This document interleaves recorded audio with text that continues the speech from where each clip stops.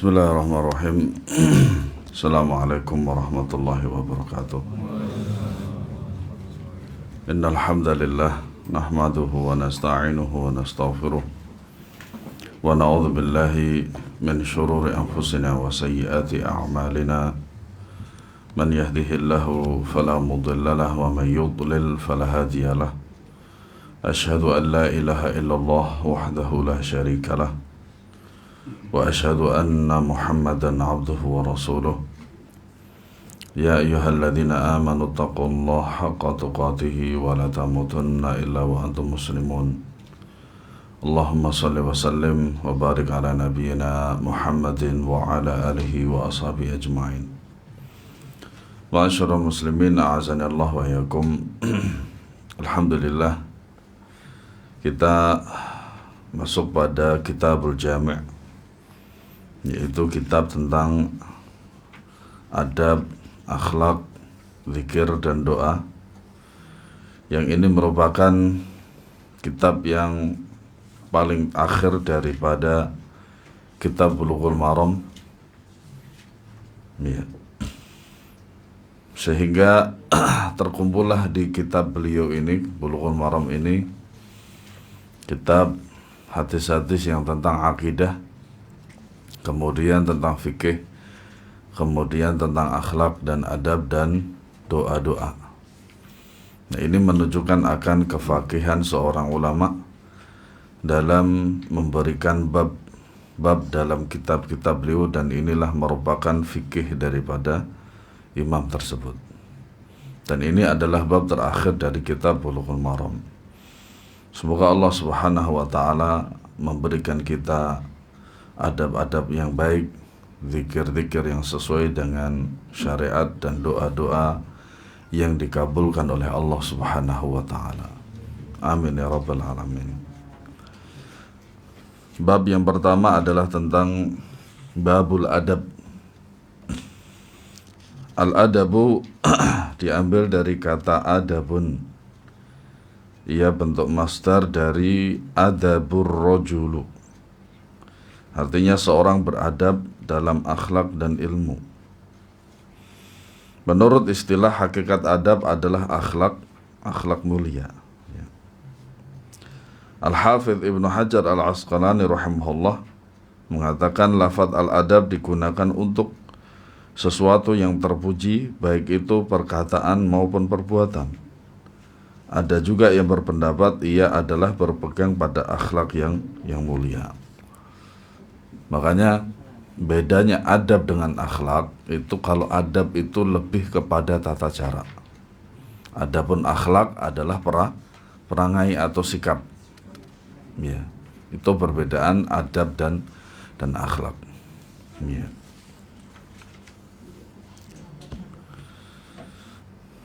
Imam Ibnul Qayyim Al-Jauziyah rahimahullah wafat pada tahun 75 Hijriyah. Ini saya kira salah tahunnya ini. 75 berarti dia sahabat. Ya. Wa adabul mar'i unwanu sa'adatihi wa falahihi wa qillatu adabihi, unwanu syaqawatihi wa bawarihi, famastujliba khairud dunya wal akhirati bimithli al-adab wa walastujliba hirmatuhuma bimithli qillatil adab. Adab seorang merupakan tanda atau ciri kebahagiaan dan keberuntungan. Maka kurang adab, ya, atau kurang ajar merupakan tanda atau ciri celaka dan kebinasaannya. Jadi tidak ada sesuatu yang dapat mendatangkan kebaikan dunia dan akhirat melainkan adab. Ya, tidaklah seorang tercegah atau terhalang dari kebahagiaan melainkan disebabkan karena kurang adab. Ya. Nah, hadis pertama dari bab ini yaitu tentang hak seorang muslim. An Abi Hurairah radhiyallahu anhu qala Rasulullah sallallahu alaihi wasallam haqqul muslimi 'alal muslimi sittun idza laqitahu fasallim alaihi wa idza da'aka faajibhu wa idza istansahaka fansah lahu wa idza 'atasa fahamidallah fashammidhu wa idza marida fa'udhu wa idza mata fattabi'hu. Rawahu Muslim. Dari Abu Hurairah radhiyallahu anhu, dia mengatakan Rasulullah sallallahu alaihi wasallam bersabda, hak seorang muslim terhadap muslim yang lain ada 6. Ya. Di sini selalu kalau ada sebuah dalil, entah itu dari Al-Quran atau dari hadis, apabila disebutkan ya suatu bilangan, tapi bilangan itu tanpa menyebutkan alif lam ma'rifah atau yang kita kenal dengan alif lam ta'rif, itu maknanya adalah umum, ya, nakirah atau umum. Dan itu faedahnya apa? Yaitu menerangkan bahwasanya 6 ini bukan patokan, ya, bukan patokan. Artinya apa? Tidak terbatas hanya 6 ini saja, ya. Maka sepanjang Kitabul Adab, bab adab ini, maka kita akan menemukan itulah adab, ya, sesama muslim, ya. Yang pertama, apabila bertemu dengannya hendaklah engkau memberikan salam kepadanya, ucapan assalamualaikum itu. Yang kedua, apabila dia mengundang engkau hendaklah engkau penuhi undangannya. Yang ketiga, apabila dia meminta nasihat kepada engkau, maka hendaklah engkau nasihati dirinya, menasihati dirinya. Yang keempat, apabila dia bersin lalu mengucapkan alhamdulillah, hendaklah engkau mendoakannya ucapan yarhamukallah. Yang kelima, apabila dia sakit maka hendaklah engkau menjenguknya. Dan apabila dia meninggal maka hendaklah engkau mengiringi jenazahnya. Hadis riwayat Muslim. Ya. Nah, hadis ini menunjukkan bahwasanya agama Islam itu adalah agama yang penuh dengan kasih sayang. Tidak hanya sekedar koar-koar aja, tetapi memang itu merupakan ajaran Islam. Ya. Nah, guna untuk merealisasikan yang namanya ya, agama yang penuh dengan kasih sayang dan perhatian terhadap pemeluknya, maka menganjurkan untuk melakukan sebab-sebab di antara hal tersebut. Ya. Yang pertama adalah mengucapkan salam ketika bertemu.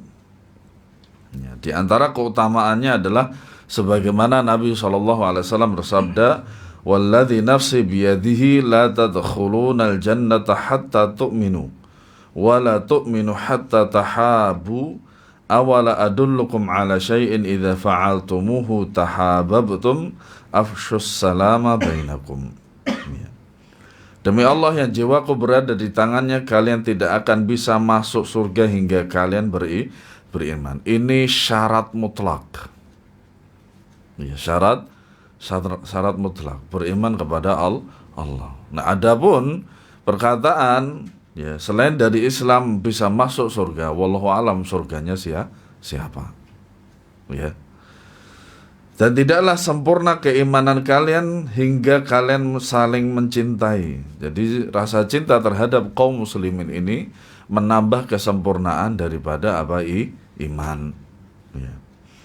Maukah aku tunjukkan kepada kalian satu perkara, hal yang jika kalian melakukannya, niscaya kalian akan saling menyayangi, yaitu apa? Tabarkan salam di antara kalian. Ya. Makanya di dalam salam itu terdapat 3 doa. 3 doa sekaligus. Pertama keselamatan, assalamualaikum. Kedua rahmat. Ya. Ketiga apa? Berkah. Masya Allah. Tidak ada salam yang mencakup begitu besar akan faedah besar ini kecuali di dalam salamnya Islam. Salamun qaulam mir rabbir rahim. Salam itu dari Allah Subhanahu wa ta'ala. Ya. Ucapan salam itu salah satu unsur keindahan yang hanya dimiliki oleh agama Islam. Ya, sebab kedua belah pihak saling mendoakan keselamatan agar terhindar dari berbagai keburukan. Ya, selain itu mendoakan curahan rahmat dan keberkahan yang mendatangkan segala kebaikan. Ya. Nah, adapun lafaz daripada ucapan salam itu ada yang assalamualaikum saja. Ya, ada yang assalamualaikum warahmatullah, assalamualaikum warahmatullahi wabarakatuh. Ya, dan adapun jawabannya juga sama. Allah Ta'ala berfirman, wa idha huyyitum bitahiyyatin fahayyu bi ahsanin minha aw rudduha. Apabila kalian diberi penghormatan atau salam, maka balaslah atau balaslah yang lebih baik. Ya. Nah, hukumnya ifsya'us salam itu sunnah. Nah, adapun menjawab itu hukumnya wajib. Tetapi bagaimana sekiranya ya kalau non muslim, orang kafir itu memberikan salam. Nah, inilah kadang yang menjadi syubhat itu adalah kadang kiranya kalau pendengaran kita tidak terlalu jelas dengan salamnya dia. Kalau di tengah-tengah kita itu orang non muslim itu menyalami kita itu kayaknya jelas sekali assalamualaikum. Itu. Nah, kemudian juga kadang kalau kita bertemu dengan orang kafir yang begitu sangat-sangat benci terhadap Islam dan kaum muslimin, dia mengatakan assalamualaikum. Dihilangkan apanya? Lam alifnya. Gitu. Maka para ulama sepakat kalau salam tersebut itu datang dari mereka, maka jawabannya sama, yaitu apa? Wa'alaikum.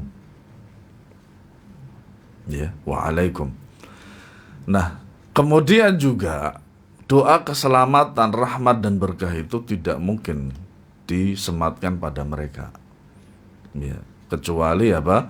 Kecuali jikalau mereka beriman kepada Allah Subhanahu wa ta'ala. Itu. Nah, bagaimana dengan doa? Maka doakan kepada mereka hidayah. Itu yang dianjurkan oleh Allah dan Rasulnya sallallahu alaihi wasallam kepada non muslim. Ya. Dan memulai salam kepada mereka itu haram hukumnya. Nabi sallallahu alaihi wasallam bersabda, la tabda'ul yahuda walan nasara bis salam. Fa idza laqitum ahadahum fi tariqin fattarruhu ila adyaqihi. Janganlah kalian memulai ucapan salam kepada orang-orang Yahudi dan orang-orang Nasrani. Haram hukumnya. Terkecuali begini. Salam di sini maksudnya adalah secara khusus, yaitu dengan salamnya Islam. Tapi kalau sekiranya cuman selamat pagi, selamat siang, selamat malam, itu mubah saja, boleh. Ya, karena apa? Yang penting bukan salamnya Islam, karena mereka tidak berhak untuk mendapatkan salamnya Islam. Gitu. Apabila kalian bertemu salah seorang dari mereka di jalan, maka desaklah dia sampai bagian yang paling sempit. Ini kalau negara tersebut adalah negara yang menguasainya adalah kaum muslimin dan tegak di atasnya syariat Islam. Tapi bukan berarti semena-mena. Ya, tapi bukan berarti semena-mena. Tetap adalah harus membangun sebuah hubungan yang baik antara muslim dengan non muslim. Nah, itu yang pertama, yaitu salam. Yang kedua adalah memenuhi undangan. Ya. Nah, zahir dari hadis ini sifatnya, ya, undangan tersebut adalah sifatnya umum, ya, mencakup setiap undangan yang diterima. Nah, adapun sebagian ulama, ya, mengkhususkan hanya pada pemenuhan undangan walimah atau yang semisalnya. Ya, walimah itu entah walimah nikah, ya, atau yang lainnya, atau yang semacamnya, atau intinya adalah makanan. Makan. Kenapa demikian? Karena dia itu lebih inti daripada seluruh undangan. Ya. Namun yang lebih tepat dikatakan adalah bahwa memenuhi undangan walimah hukumnya wajib. Adapun selain undangan walimah hanya dianjurkan. Ya. Hal ini dikarenakan terdapat ancaman ya bagi orang yang tidak menghadiri undangan walimah, namun tidak demikian halnya dengan undangan selain walimah. Ya. Makanya para jamaah rahimakumullah, memenuhi undangan walimah itu ada 2 acara penting. Pertama, acara inti yang pertama itu adalah dari walimah tersebut. Kedua, acara inti kedua adalah makanan. Ya. Makanya segala sesuatu itu apa? Makanan itu adalah hal yang paling pokok pada setiap acara. Oleh karenanya apa? Sebagian ulama tidak membolehkan ya memakan makanan sesuatu yang diadakan dalam rangka perihal acara-acara bid'ah atau syirik-syirik yang lain. Ya. Karena apa? Makanan memang apa? Hal yang paling inti dari acara itu. Ya. Makanya apa? Mereka mengatakan demikian. Nah, di sini memenuhi undangan hukumnya wajib. Jikalau keadaan puasa, maka boleh memilih antara berbuka atau tetap puasa, tetapi dengan tetap menghadiri undangan tersebut. Ya. Akan tetapi kewajiban itu gugur manakala walimah tersebut menjurus pada kemungkaran, mengandung kemungkaran. Ya. Ataupun orang yang diundang sedang sakit, merawat orang sakit, atau sibuk menjaga harta, atau cuaca sangat panas atau dingin, hujan lebat yang membuat basah kuyup, atau yang diundang ternyata seorang buruh yang tidak diizinkan oleh majikannya untuk pergi memenuhi undangan, atau lain sebagainya, yang sehingga dia tidak bisa memenuhi undangan tersebut. Ya. Kemudian yang ketiga,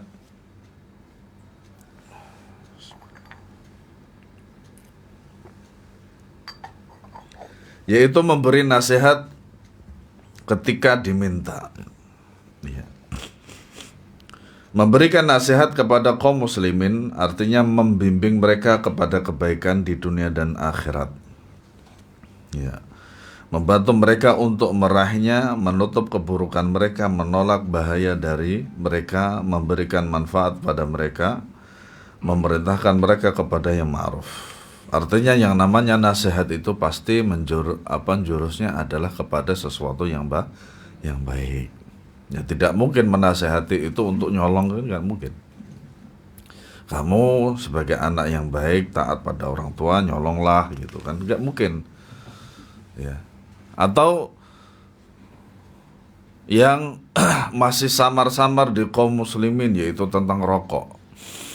Ya, katanya rokok itu baik. Kalau sekiranya baik, ajaklah seluruh keluargamu untuk merokok. Katanya baik, gitu. Kan nggak mungkin menasehati untuk merokok.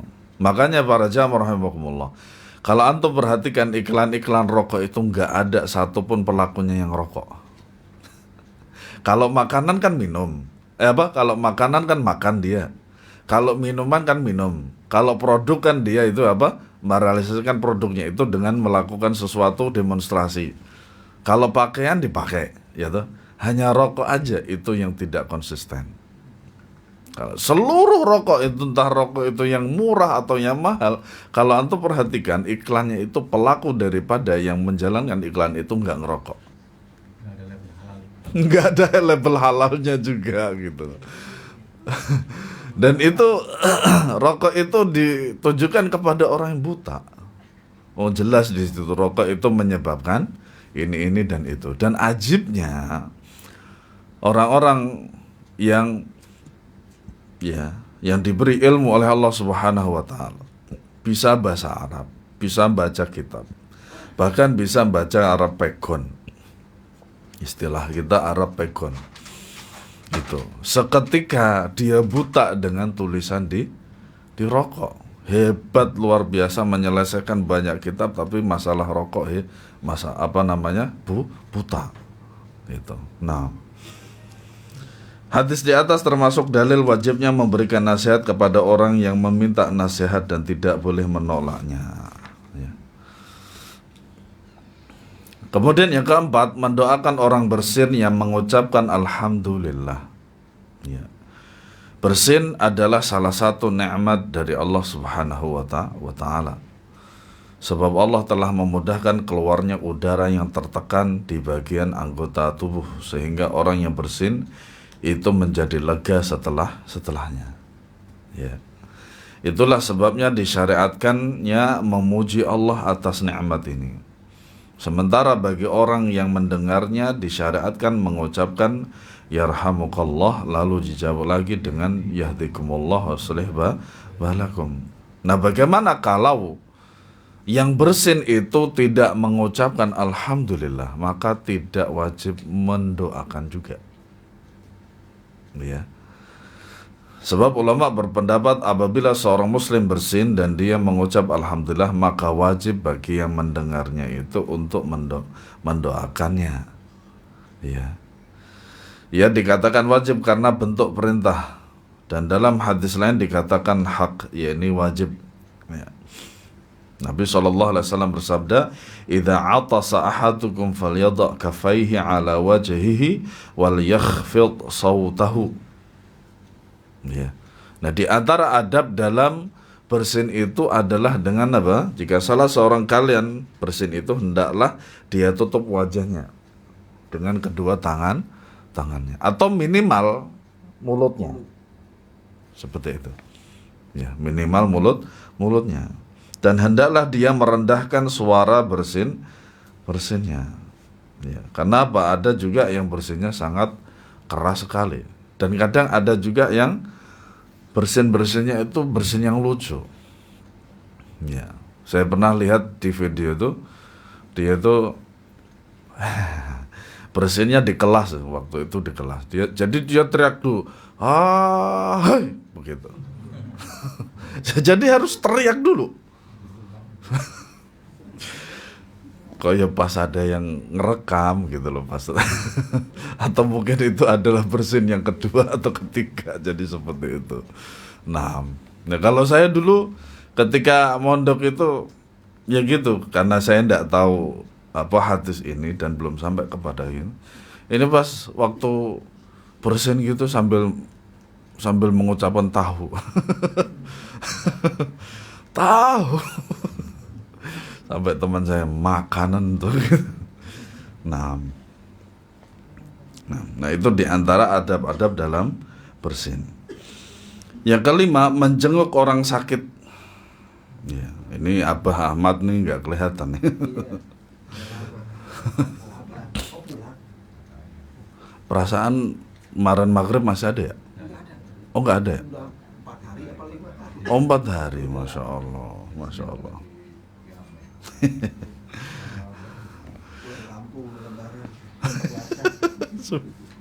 Sungkeman. Menjenguk orang sakit termasuk hak seorang muslim, terlebih lagi muslim yang memiliki hak besar terkait kita seperti kerabat, sahabat, dan lainnya. Ini termasuk amal saleh yang paling utama. Orang yang melakukannya akan meraih berbagai keutamaan sebagaimana disebut dalam hadis-hadis Nabi SAW. Salah satunya adalah ma min muslimin ya'udu musliman ghudwatan illa salla alaihi sab'una alfa malakin hatta yumsiya wa in 'adahu 'ashiyatan illa salla alaihi sab'una alfa malakin hatta yusbiha wa kana lahu kharifun fil jannah. Tidaklah seorang muslim menjenguk muslim lainnya di waktu pagi melainkan 70.000 malaikat mendoakannya. Masya Allah. Ya. Hingga petang. Tidaklah dia menjenguknya di waktu petang melainkan 70.000 malaikat mendoakannya hingga pagi. Ini bagi apa? Yang menziarahi. Dan dia memperoleh kebun di dalam surga. Masya Allah. Padahal cuma itu doang loh. Ya. Nah, di antara hal yang perlu kita perhatikan ketika menjenguk orang yang sedang sakit, kecuali pada zaman kita sekarang ini, terlebih lagi jikalau pasiennya itu sudah divonis COVID, angel itu, malah tidak boleh itu, ya itu. Yang pertama adalah mendoakan kesembuhan untuknya. Ya, terlebih lagi jikalau kita mendengar orang tersebut sakit, maka doakan kesembuhan. Yang kedua, meringankan kesusahannya. Ya, banyak diantaranya mungkin meringankan adalah ya belikan obat gitu. Kemudian kalau di rumah sakit ya dibantu dengan dana dan seterusnya. Kemudian yang ketiga, menghibur hatinya ya, dengan apa? Pahala ya, dengan sabar. Kalau sabar itu mendapatkan pahala dan ridho Allah Subhanahu wa ta'ala. Tidak membuat hatinya sakit. Oh, itu sakit apa? Sakit ini. Oh, kemarin tetangga saya mati itu gara-gara itu. Oh, tuh sore. Yang keempat, mengingatkannya agar bertaubat dan kembali kepada Allah. Nah, di antara salah satu penyebab sakit itu adalah maksiat dan dosa kepada Allah. Makanya dianjurkan ketika orang sakit itu perbanyak istighfar. Ya, banyak istighfar. Yang kelima, memberikan nasihat yang bermanfaat. Pertama, untuk tetap bertakwa pada Allah, tetap menjalankan sholat. Tuh, jangan sampai meninggalkan sholat. Ya. Yang keenam, tidak duduk terlalu lama saat menjenguknya kecuali memberikan manfaat kepada yang sakit. Ya. Nah, itu sangat perlu sekali. Ya. Mafhum hadis di atas menunjukkan bahwa hak dijenguk itu milik orang muslim. Menjenguk orang non muslim ada perinciannya. Ya. Jika hal tersebut mengandung maslahat, maka boleh saja menjenguknya. Ya, seperti yang dilakukan oleh Nabi SAW, menjenguk seorang pemuda Yahudi, lantas beliau mengajaknya masuk Islam dan dia pun masuk Islam. Ya, nah kadang sulitnya kita itu karena bercampur baur dengan orang-orang ya non muslim, itu kadang toleransi lebih didahulukan daripada agama gitu. Maka ketika kita menziarahi atau menjenguk teman ya yang sedang sakit dan dia bukan seorang muslim, maka doakan hidayah ya, doakan hidayah. Tapi jika tidak ada maslahat di dalamnya, maka tidak boleh dilakukan terkecuali karena ada hubungan keluarga ya.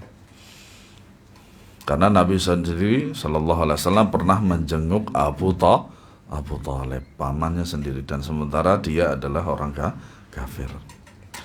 Kemudian yang keenam, mengiringi jenazah.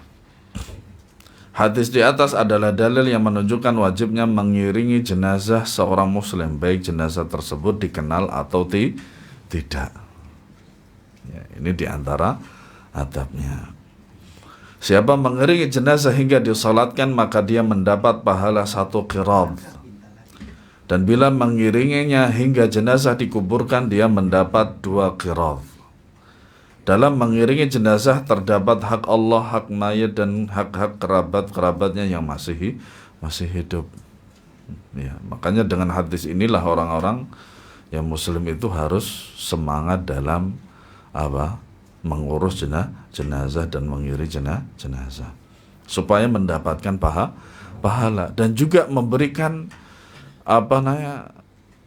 rasa gembira kepada keluarganya. Sudah ditinggal oleh salah satu keluarganya, tapi juga kaum muslimin yang lainnya itu peduli dengan banyaknya yang mengiringi jenazahnya itu. Makanya di desa saya itu masih melihat yang seperti itu, sehingga muncullah perkataan mereka, alhamdulillah yang hadir banyak banget, yang hadir banyak sekali, yang itu menunjukkan akan ya bisa jadi bahwasanya masyarakat itu ya ada suka terhadap si jenazah tersebut karena muamalahnya baik, akhlaknya baik misalkan. Nah, ketika mengiringi jenazah hendaknya seorang tidak meninggikan suaranya dan tidak memekik meskipun dengan membaca Al-Quran atau berzikir. Ya, dia dianjurkan bersifat khusyuk, memikirkan keadaan dirinya dan menjadikan kematian serta tempat kembalinya jenazah sebagai pelajaran. Tidak sepatutnya dia tertawa atau membicarakan urusan dunia. Nah, orang yang biasanya ditinggal mati oleh salah satu kerabatnya biasanya sedih. Dan orang yang sedih itu terlebih lagi ya, musibah besar seperti meninggalnya seorang kerabat, terlebih lagi orang tua. Itu biasanya mau makan atau tidak? Nggak mau. Gitu. Nah, kalau seperti itu, kenapa harus dibebani kepada keluarga tersebut untuk untuk membuat makanan untuk orang-orang yang hadir? Orang sedang susah kok.